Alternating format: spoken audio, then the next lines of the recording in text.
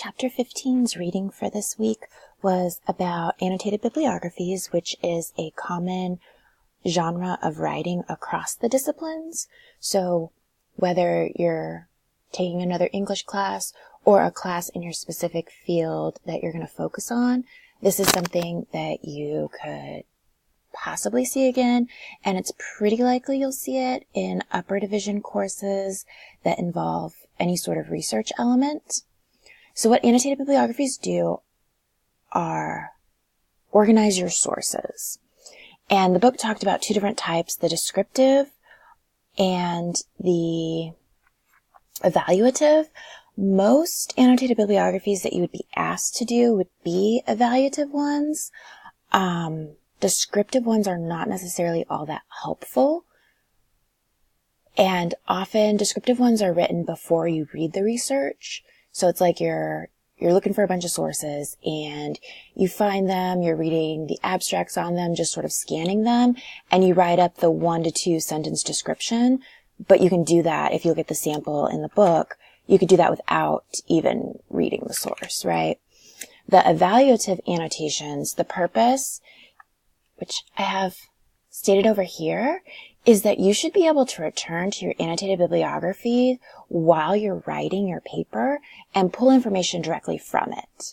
Like, that is a sign that you have a really successful annotated bibliography because you can use it. So when we're writing it, a big thing that I've noted down here, yes, you want like the citation information, maybe one sentence evaluating the source, the author, where it came from, one sentence of a basic summary. This is what the article source is talking about. But the majority of your annotation should be what's actually going to be helpful for your research question, right? That line of inquiry that you're developing. And so if there's information in the source that you're like, this isn't super helpful, there's no reason it should be in your annotated bibliography, right? Just because it's there and you're like, oh, well, they make a big point of this, so I feel like I have to include it. You don't have to include it, right? This isn't, like a full source summary or necessarily analyzing the writer's argument or what they're doing, right? This is about what's going to help you the most with your paper. And so this is what you should really be focusing on in these annotations. The other big point that I want to draw your attention to on the assignment sheet is annotated bibliographies for our secondary sources. There may be instances where you're asked to include primary sources, but for the most part, they don't necessarily show up in our annotated bibliographies. So that's something else just to be aware of, right? We're not putting our letters or diaries in our annotated bibliographies.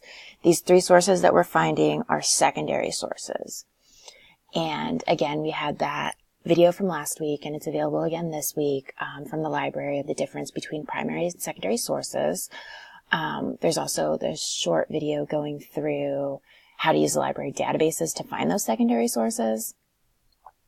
The other thing I want to mention is that we want half of our sources, at least half, to be library sources, and then half can be popular sources from the internet. And so again, it's just being aware of which internet sources we use and why. So there are quite a few sites dedicated to the Civil War online that have a lot of very helpful information. And so I want us to feel like free to use those. We don't just have to use a library site, but I do want half of our sources to be from the library. So, right, we're going to do 2 annotated bibliographies. I broke it up so we can find the first 3 sources, start our writing, discover additional information that we need, and then get 3 more sources. So the goal is to have 3 library sources and 3 popular sources. If you want to do all 6 library sources, that is entirely up to you. Other popular sources that are really helpful, I know PBS has written a lot, and they're generally a pretty trustworthy source. So again, thinking about, you want substantial sources that are going to help you with your question.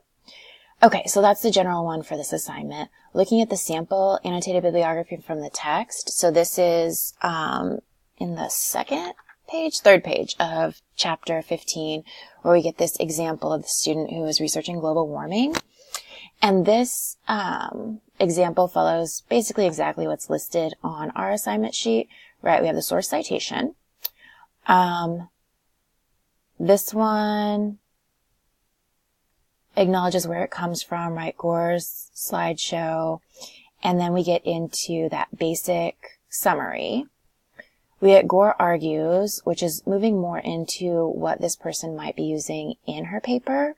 And then we get a list of examples: coral reefs, people's lives, highways in Alaska, in China. So there's like a good chance that she's going to be using some of the examples, right? Which she also notes down here, that last point on our annotated bibliography. How might the source fit in your research project? How might you use it? So she says, right, like, for example, she could use it this way, right? It could help her with the structure of her essay. And again, you're not like committed. You don't have to use it the way you say, but it's like on first encountering this source, what you've drawn from it. This is how you think it'll play out in your paper. And again, this helps us organize the way we're using it.